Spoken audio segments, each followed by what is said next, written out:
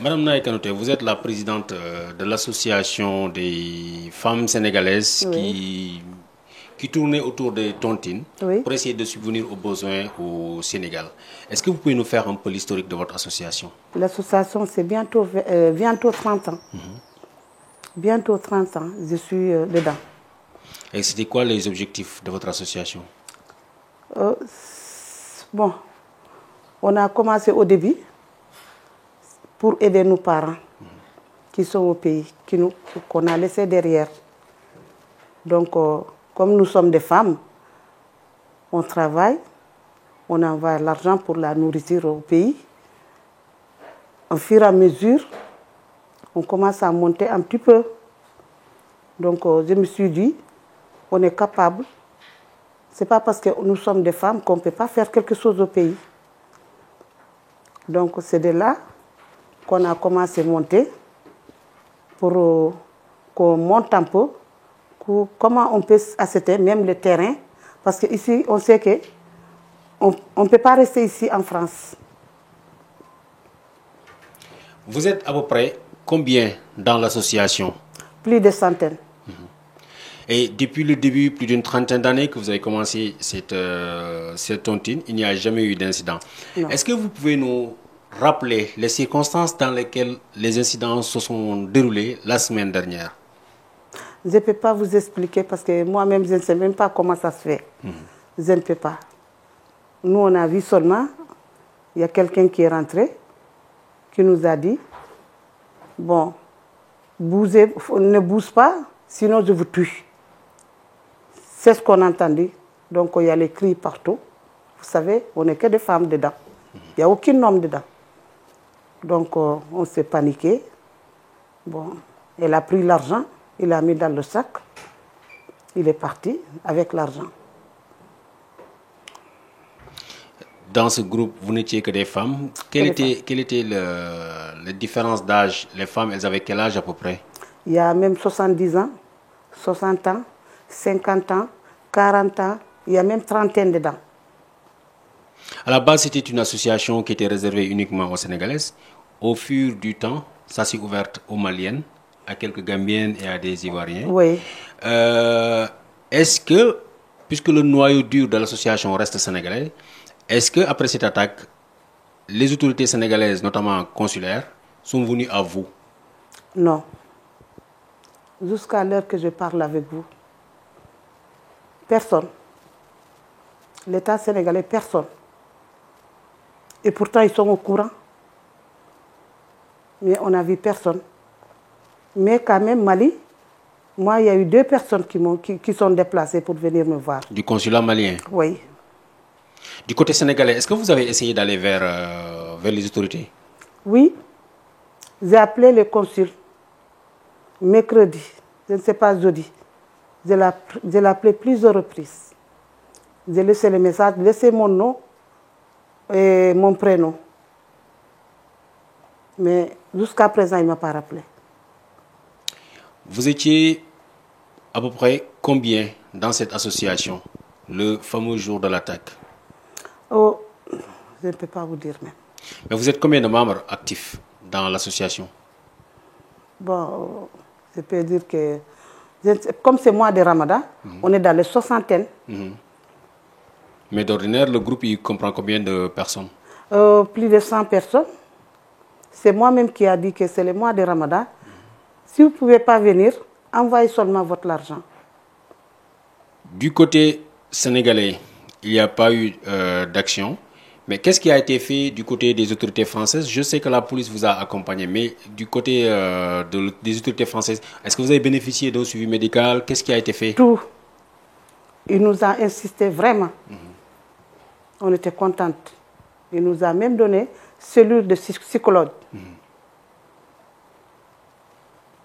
Aujourd'hui, après cet événement, qu'est-ce que pensent les femmes? Qu'est-ce que pensent leurs familles? Qu'est-ce que pense l'entourage? Est-ce que les gens sont prêts à s'engager et... Ils sont tous motivés. Tout le monde. Tout le monde. Moi, ça m'a donné du courage même. Au début, bon, je voulais lasser. J'ai dit, c'est fini. Mais là où je suis motivée. Hier, si je suis rentrée, 2%. Aujourd'hui, je vais rentrer 100% aujourd'hui. Madame Malado Dabo, vous êtes aussi membre de l'association. Est-ce que vous pouvez revenir avec nous sur les circonstances de l'attaque de la semaine dernière? Bon, le dimanche, ça s'est passé le dimanche le 21 juin 2015. Moi, je suis arrivé justement à la salle vers les coups de 19h, 19h05. À peine que je suis rentré dans la salle, j'ai juste le temps de m'asseoir. Et 5 minutes plus tard, donc entre 19h05 et 19h10, j'ai vu apparaître un individu cagoulé, masqué avec un pistolet dans les mains, avec des gants noirs. Quand il est rentré, moi de ma part, personnellement, j'étais juste en face de lui. Je croyais que c'est quelqu'un qui blâmait, un de nos enfants qu'il faut blâmer. Quand il est rentré, il s'est jeté sur la table de la fille qui encaissait. Il s'est approché juste sur la table, juste pour dire à la fille, je t'écris, je te tue. Bon, la fille, elle a cédé, évidemment, elle a laissé tout l'argent avec, mais moi j'ai eu quand même le temps de me sauver en courant pour appeler au secours. Je n'étais pas la seule, on était dans une dizaine de femmes qui étaient sorties de la salle, qui est partie de Maghlède à l'extérieur de la salle. Quand on est parti, on a dû rencontrer des jeunes arabes. On a essayé de courir avec les messieurs. On a dû rester une dizaine de minutes. On n'a pas pu rattraper le gars. On s'est arrêté. Vous savez très bien qu'une femme, un homme, c'est pas pareil. On s'est arrêté, puis on a vu des individus qui étaient sur le côté. On nous a posé des questions en disant que le monsieur qui vient de passer, il nous a volé notre cagnotte. C'est une cagnotte pour le mois de Ramadan. C'était une cagnotte pour aider la famille en Afrique. C'est une cagnotte pour faire du bienfaisance.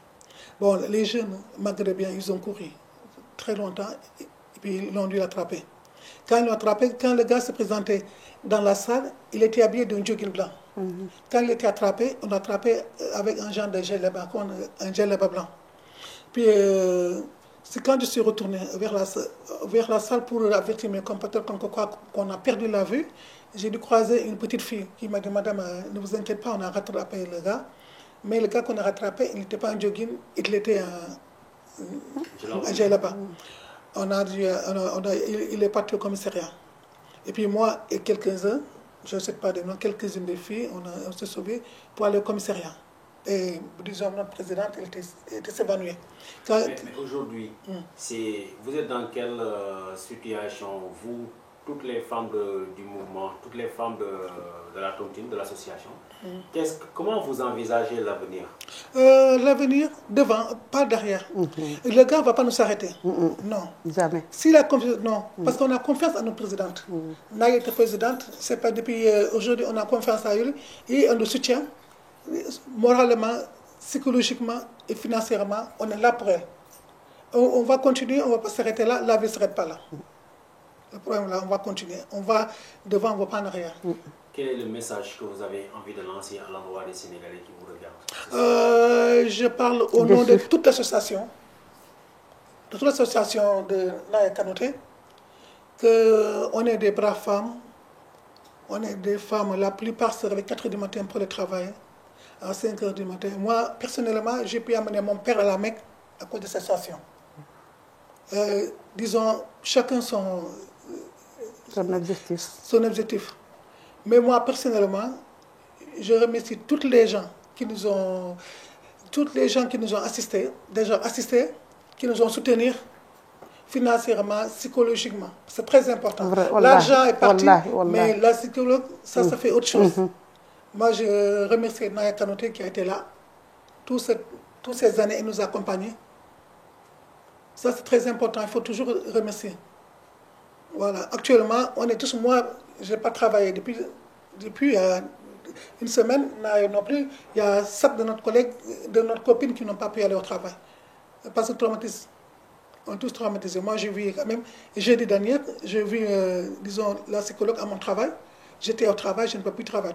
J'ai toujours les mains qui tremblent. Soxna Naya Kanouté yow yaay présidente association femmes yi nga xam ne ñoo toog fi ci Paris depuis des années di cotiser fas yéene ko liggéey Sénégal seen association kañ la sosu ak naka lay fonctionner. waaw salaamaaleykum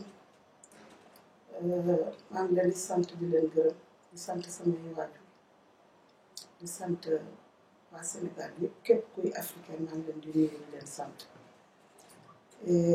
lii ñu booba xale la bi may sos natt bi booba xale la j'ai fait partie des premières personnes qui ñuy sos natt mbootaayu africain fii léegi ñun suñu but mooy que dañ ñëw ay étranger lañu fii du suñu dëkk pour dimbale suñuy waajur dimbale suñuy njaboot jàppale suñuy jëkkër ñun dañuy liggéey dañuy xëy di liggéey 4 heures du matin 5 heures du matin ñuy daanu suñu doole yor suñuy njaboot lii nag dañ ko def dimbale ñu suñu bopp jàppale suñu bopp ak suñu mbokk yi nekk Afrique léegi ci la ñuy profité jënd ci ay terrain tabax ci yóbbu suñuy parents yi màkk ku nekk loo soxla daal ci biir daal def nga ko ci bu macha allah tey man dinaa ne maa ngi sant yàlla ndax am na ñoo xam ne tey am nañ ci ñaari kër benn kër def nañ ay projets yu bari ci biir alhamdulilah am suñoo am problème xanaa dimanche dernier le 21 bu ñu réunir nag suñu xaalis nañ ko partager ñun nag on est fiers de nous-mêmes parce que duñu ay jigéen yoo xam ne dañ fi ñëw ndax caaxaan tànku caaxaan andiwuñu fi dañuy xëy daanu suñu doole muy nees xamuñu ko dañuy dem muy taw dañuy xëy di dem daanu suñu doole. seen association bi à peu près ñaata nit ngeen ci biir association. association bi mën nañ nekk ay 100 et quelques personnes 100 et quelques personnes mat nañ ko léegi li fu ñu tegee xaalis bi. est-ce que bëgg naa xam tamit est-ce que ci seen biir association léeg-léeg mën na am ay nit yoo xam ne bokkuñu ci association doon na ñëw fekkee yéen seeni liggéey ak li ngeen di def. déedéet ñun képp ku fa dugg rek c'est que da nga bokk ci association mën na am nag nga yor sa xarit nga naan dañuy dem ci suñu association bi nga ànd ak sa xarit ñëw di féexlu ndax ñun fii ci suñu néeg lañ nekk lu ñu am yëpp ci néeg bi lañ koy partager bu ñuy génn week-end yi samedi dimanche tontine ak xew yi dañuy féexlu boo yoree sa gan war nga yor sa xarit mën ngaa ne kaay tey moom. dañu da ngeen am tiis bu leen daal maanaam ab samba booy jóge na fële ak ay tokki doonam ñëw dal seen kaw ci naka la demee. ah kii daal daf ñu bett daal xale bi daal daf ñu bett ñun xamuñu sax xale bi fu mu jógee ak nu mu duggee yëpp xamuñu ko affaire bi daf ñu surprendre ñun dañu dégg toog rek ñu gis rek xale bi ñëw rek nee ne bouge pas ci bouge te tue ki yor xaalis bi nag tàll loxo yi. bu mu génnee am ñu mu paas xaalis bi ci biti ñoo ñu daw nële moom mu daw ne ñu jóg génn ñun yëpp génn yuuxu naar yi daw topp ko ñu téye ko waaw lii lañ ci xam. bi ñu ko naar yi jàppee dóor nañ ko dóor yu metti waaw ba ci biir xalaat nañ ni xaalis bi diig na. xale bi jàkkaarloo woon ngeen ak moom foofu ca bérébu police. déedéet waaye gis ngeen ko. gis nañ xale bi. man xale bi buñ ko téye man dama perdu woon connaissance man dama daanu évanoué perdre connaissance biñ ma réanimé bi ma yeewee laa ne lu xew ñu ne ma dafa am ku ñu attaqué mais yow da nga perdre woon connaissance léegi après ñu ne ma téye nañ xale bi ma nga police est-ce que am nga force pour ñu dem police ñu dem def déclaration ma ne leen waaw nañu ànd ci lañ demoon police. bu ñuy tënk wax ji dafa mel ni yéen ay jigéen kese yéen a nekk ci association benn góor raxuñu ñun jigéen kese. fital bi mu yoroon ban genre fital la. ñun mënuñoo xam ban fetal ñun fetal rek lañu xam fetal. xamuñu fetal buy rey xamuñu fetal bu dul rey ñun dafa dugg rek ak fetal. waaye jotu fa dóor bal. déedéet dóorul bal dafa ne ne bougez pas sinon je vous tue lii la wax. association bi ay jigéen ñi neen ngeen seeni biir. jigéenu neen. mën nañu xam à peu près ñaata at ba ñaata at la ñi fa nekk ci mbootaay bi. ñun mbootaay bi mën naa ne bientôt 30 ans. ñu ngi ci. non différence d'âge bi nit yi jigéen ñi fa nekk. jigéen ñi fa nekk. différence d'âge bi. am na tout âge bu nekk am na fa. am na ay 60 ans am na 70 am na ay 50 ans am na ay 40 ans am na même 20 quelque 30 quelque am na. ndax man choisir wu ma kenn man dama def lii pour ñu dimbale ñun ak femme africain fii ñun ñëpp benn lañ ñoo bokk sunu ndey ñoo bokk sunu baay ndax dañ ñëw dox dajee la fii la ñu xamante ñun yëpp sénégalais yaa ngi ci biir y a quelques maliens ñu ngi ci biir ivoiriens yi sax ñu ngi ci biir. waaye mbootaay bi ngeen ko doon taxawal jigéenu Sénégal a taxoon ngeen taxawal ko. waaw te yow mi ko jiite jigéenu Sénégal nga. waaw est-ce que bi lii amee ba tey. représentation diplomatique bu Sénégal bu fi nekk maanaam consulat ba wala ñu mel noonu. waaw est-ce que jéem nañ leen masawu seet naka ngeen toogee. kenn dégguñu benn nouvelle man mii maa woo consul bi ma déggee ni affaire bi egg na consulat du Sénégal laa wër numéro am monsieur Amadou Diallo. am naa numéro mën naa leen ko won woo naa ko fi xaw ma mercredi la woo naa ko plusieurs reprises di ko bayal message nee naa ko ñun ñooy femme sénégalais yu ñu braqué boo déggee bàyyi naa ko sama tur ak sama sant boo déggee sama message nga rappelé ma dama bëgg a jël rendez-vous ak yow waaye ba jonn yàlla ji wootewul te et pourtant maliens yi ñoom démb woo nañ ma 2 personnes woo nañ ma. seen waa consulat ba. waaw ñaari nit woo nañ ma Mali ñu ne parce que dañu dégg ni maliens itam ñu ngi ci biir ma ne leen waaw ñoom woo nañ ma di ma dokkale ji démb. gannaaw consul général mi nga xam ne amu ci taxawaay est-ce que am na keneen ci mbootaay bi ci booru ambassade ba wala ci côté république état Sénégal ñi nga xam ne jëm nañ leen masaw coono. kenn gisuñu